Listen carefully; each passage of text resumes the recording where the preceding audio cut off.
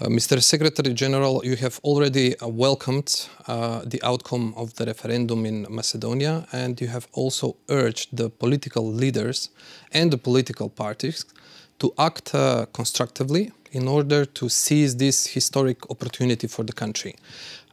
Does this statement mean that you see the referendum as a successful one, first of all, and what exactly do you expect from the political leaders in the country?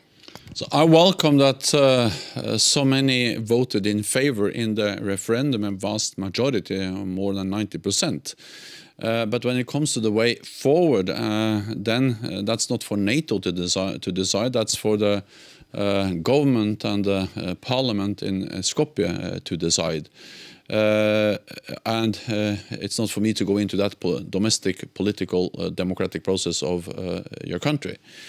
But what I can say is that if the name agreement is fully implemented, the name agreement with Greece, then we are ready to welcome you as the 30th member of NATO. We can sign the accession protocol early next year, and from then on you can actually participate in NATO meetings.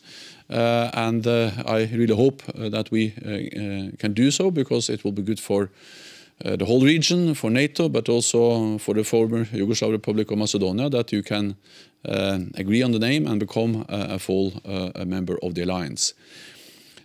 At the same time, it is important for me to convey very clearly that there is no alternative way, there is no other way into NATO than the name agreement, than to implement the name agreement with Greece. So if the name agreement is not implemented, then you will not become member of NATO, and the EU, the European Union, has stated the same message very clearly. So the only way to become a full member of the international community, member of NATO, is to implement the name agreement. The leader of the opposition, Mr. Christian Mickoski, has stated that for him the referendum is a failed one. Having in mind that the position of his political party in the parliament is very important, because without the votes of the MPs of VMRO DPMN in the parliament, there can not be any progression on the implementation of the Prespा agreement. Can you please comment on the stance of the opposition in Macedonia then? Again, this is decisions that has to be taken by the parliament, and there is a need for 2/3 majority to change the constitution, and that's only the parliament in Skopje that can make the final decision on that. NATO cannot impose or force the parliament of Skopje to make any specific decisions. So the only thing we can do is to make clear what are the alternatives. Either you accept the name deal with Greece, implement it, then you will become member of NATO and the international community, a full member. Or you reject it, but then you will continue to stay outside NATO and not become a full member of the international community. At the end of the day, this is a decision that has to be taken in Skopje by the parliament. I strongly believe that it will be a great advantage for the country to become a full member.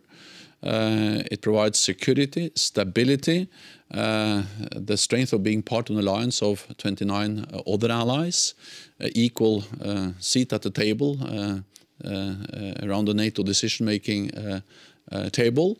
And we have seen also that stability and security is also important for economic prosperity.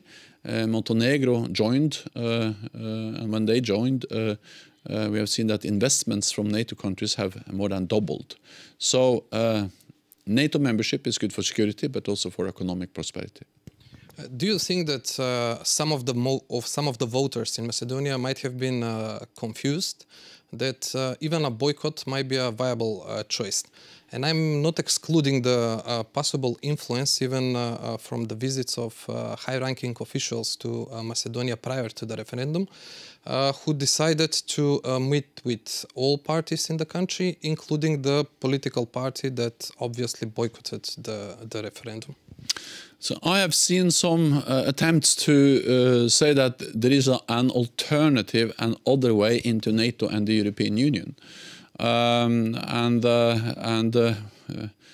is no alternative way, because we have seen that for many, many years the former Yugoslav Republic of Macedonia has not been able to move forward because of the disagreement on the name issue. I accept and I understand that the name issue is sensitive, but at the same time, the only way to become member is by reaching an agreement with your neighbor Greece. And therefore I welcome the name agreement, respecting that this is sensitive and difficult, because I know that the full implementation of the name agreement is the only way to become member of NATO. And the EU has also clearly stated that agreement on the name issue with Greece is a precondition for membership. One possible development now is snap elections. Could you please comment on such a scenario? Again, I'm very careful not going into and start to comment on how Skopje organizes its domestic democratic processes. That's for the politicians, the people, the government, the parliament in Skopje to decide. That's not for me or NATO.